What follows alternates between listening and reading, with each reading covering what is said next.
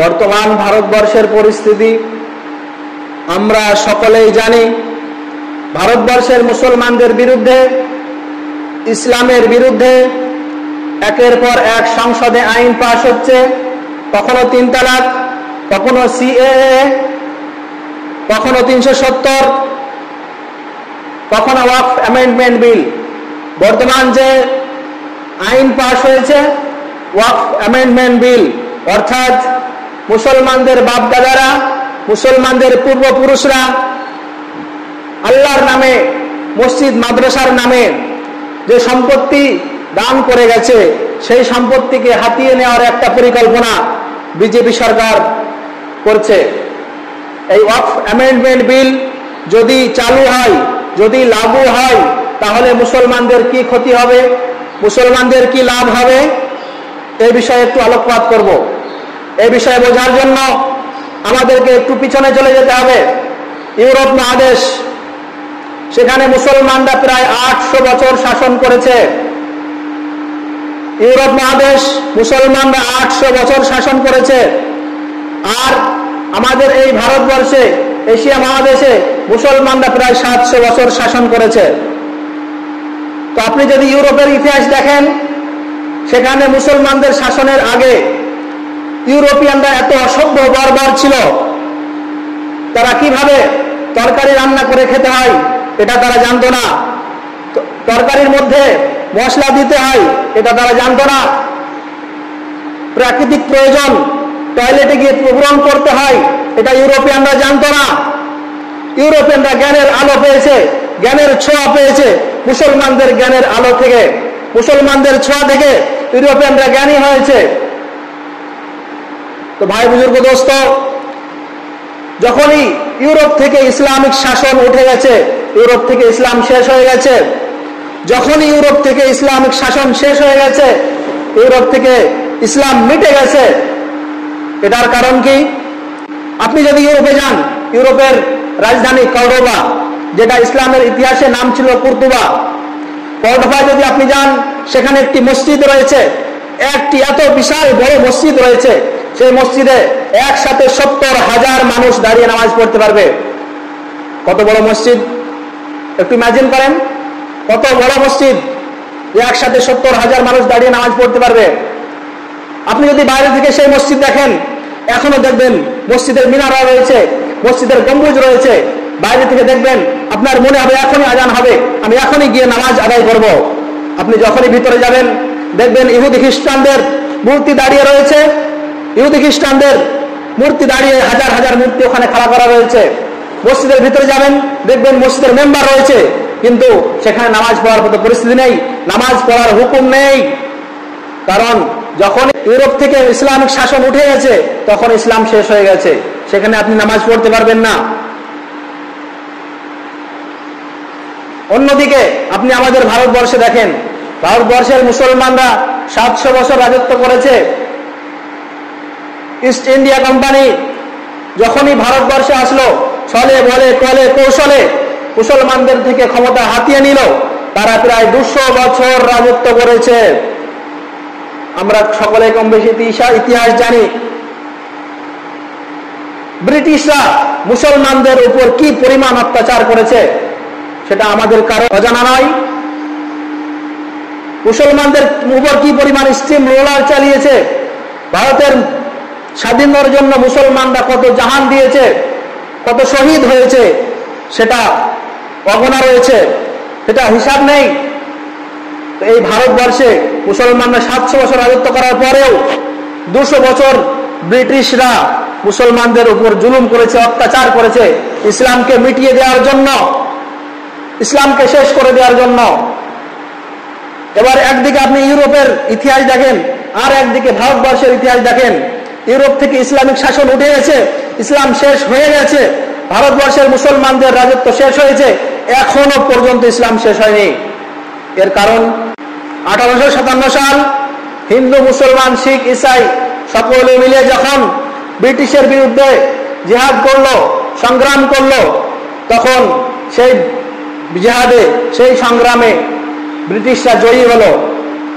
মুসলমানরা হেরে গেল, ভারতীয়রা হেরে গেল, তখন ভারতের মধ্যে একজন ছিলেন শাহ ওলিউল্লাহ মুহাদ্দিস দেহলভী রহমতুল্লাহি আলাইহি, একজন ছিলেন শাহ আব্দুল আজিজ মুহাদ্দিস দেহলভী রহমতুল্লাহি আলাইহি, একজন ছিলেন ফকিহুন নফস রশিদ আহমদ গাঙ্গুহি রহমতুল্লাহি আলাইহি, একজন ছিলেন সৈয়দ আহমদ বেরলভী রহমতুল্লাহি আলাইহি, একজন ছিলেন সৈয়দ তাইফা হাজী ইমদাদুল্লাহ মক্কি মাহাজিরি ছিলেন।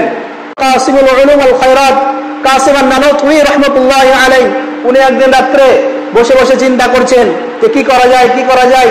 এখন তো আর ব্রিটিশের বিরুদ্ধে সম্মুখে আমাদেরকে লড়াই করার সামর্থ্য আর নেই, কিন্তু ইসলামকে টিকিয়ে রাখার জন্য, ইসলামের তালিমকে টিকিয়ে রাখার জন্য, তাবলীগকে টিকিয়ে রাখার জন্য, তাসাউফকে টিকিয়ে রাখার জন্য আমাদেরকে একটা মাদ্রাসা তৈরি করতে হবে। তো উনি এই চিন্তা করতে করতে ঘুমিয়ে গেলেন। রাত্রে আল্লাহ রাসূল সাল্লাল্লাহু আলাইহি সাল্লাম উনি স্বপ্নে জিয়ারত করলেন। ও কাসিম, কি ব্যাপার, তুমি এত চিন্তিত কেন? তো কাসিম নানুতুবি রহমতুল্লাহি আলাইহি বললেন, ইয়া রাসূলুল্লাহ, বর্তমান ভারতবর্ষের পরিস্থিতি, ব্রিটিশের বিরুদ্ধে লড়াই করার আমাদের আর ক্ষমতা নেই। আমাদের যত ক্ষমতা ছিল সমস্ত ক্ষমতা দিয়ে আমরা লড়াই করেছি, তবুও হেরে গেছি। তো এখন ইসলামকে টিকিয়ে রাখার জন্য, ইসলামের তালিমকে টিকিয়ে রাখার জন্য, তাবলীগকে টিকিয়ে রাখার জন্য একটা মাদ্রাসা করতে যাই। কোথায় করব, কিভাবে করব বুঝতে পারছি না। তখন আল্লাহ রাসূল সাল্লাল্লাহু আলাইহি সাল্লাম নিজের লাঠি মোবারক দিয়ে ডালিম গাছের নিচে দাগ দিয়ে দিলেন, ম্যাপ এঁকে দিলেন যে এইখানে মাদ্রাসা করো। তো হঠাৎ ঘুম ভেঙে গেছে কাসিম নানুতুবি রহমতুল্লাহি আলাইহি, ওনার কৌতুক হলো আল্লাহ রাসূল সাল্লাল্লাহু আলাইহি সাল্লাম স্বপ্নে এসেছেন। আল্লাহ রাসূলের হাদিস, মান রাআনি ফিল মানাম, যে ব্যক্তি আমাকে স্বপ্নে দেখলো সে আমাকেই দেখলো, কারণ আমার রূপ শয়তান ইবলিস কখনো ধরে কাউকে ধোঁকা দিতে পারে না। তো কাসিম নানুতুবি রহমতুল্লাহি আলাইহি ওনার কৌতুক হলো যে আল্লাহ রাসূল স্বপ্নে এসে আমাকে দেখিয়ে গেলেন। উনি তখনই উঠে সেই ডালিম গাছের নিচে গিয়ে দেখলেন আল্লাহ রাসূল সাল্লাল্লাহু আলাইহি সাল্লামের লাঠি মোবারকের দাগ, ম্যাপ দিয়ে এখনো সেই দাগ রয়েছে। সুবহানাল্লাহ। তো কাসিম নানুতুবি রহমতুল্লাহি আলাইহি উনি চিন্তা করলেন যে এই মাদ্রাসা থেকে যারা পড়ে বার হবে তারা ভারতের শত্রুদের বিরুদ্ধে জিহাদ করবে, ইসলামের শত্রুদের বিরুদ্ধে সংগ্রাম করবে, বেরেলভীদের বিরুদ্ধে সংগ্রাম করবে, আহমদিয়াদের বিরুদ্ধে সংগ্রাম করবে, কাদিয়ানীদের বিরুদ্ধে সংগ্রাম করবে। প্রকৃত দেওবন্দি চেতনা হলো যে সমস্ত বাতিলের সাথে জিহাদ করা, সংগ্রাম করা, কোনো বাতিলের সাথে আপোষ করা নয়। এটাই প্রকৃত দেওবন্দি চেতনা। তো আমার বলার উদ্দেশ্য যে ইউরোপ থেকে ইসলামিক শাসন উঠে গেছে, ইসলাম মিটে গেছে, ভারতবর্ষে থেকে ইসলামিক শাসন উঠে গেছে। ব্রিটিশরা 200 বছর ধরে কি পরিমাণ মুসলমানদের বিরুদ্ধে অত্যাচার করেছে, মুসলমানদেরকে গ্র্যান্ড ট্রাঙ্ক রোডে সেখানে যত গাছ ছিল সেখানে 52,000 মুসলমানকে ফাঁসির দড়িতে ঝুলতে হয়েছে। এমন কোন অত্যাচার নেই ব্রিটিশরা মুসলমানদেরকে করেনি। ব্রিটিশরা এত অত্যাচার করার পরেও ভারতবর্ষ থেকে যে ইসলাম মিটে যায়নি তার একটি মাত্র কারণ এই মসজিদ আর মাদ্রাসা। যারা দেশদ্রোহী, ভারতের স্বাধীনতা সংগ্রামে যাদের কোনো হাত নেই, আরএসএস, তারা কতবার মুসলিকানামা চিঠি লিখে ব্রিটিশের কাছে মাফি চেয়েছে যে আমরা এই ভারত বিরোধী, ভারত সংগ্রামী আন্দোলনে আমাদের কোনো হাত নেই, আমরা এদেশে থাকতেও চাই না। আর তারাই আজকে পিছন থেকে, সেই শক্তি আজকে পিছন থেকে ইসলামকে শেষ করে দেওয়ার জন্য উঠে পড়ে লেগেছে। কারণ তারা জানে যদি ইসলাম টিকে থাকে তাহলে এখানে বিজয় কখনোই সম্ভব নয়। কারণ আমাদের সামনে একটি মাত্র শক্ত দেওয়াল রয়েছে, সেটি হচ্ছে ইসলাম, এটা হচ্ছে মুসলমানরা। ওই জন্য আপনার মসজিদ, আপনার মাদ্রাসাকে বাঁচানোর জন্য আপনাকে সংগ্রাম করতে হবে, বিরোধিতা করতে হবে।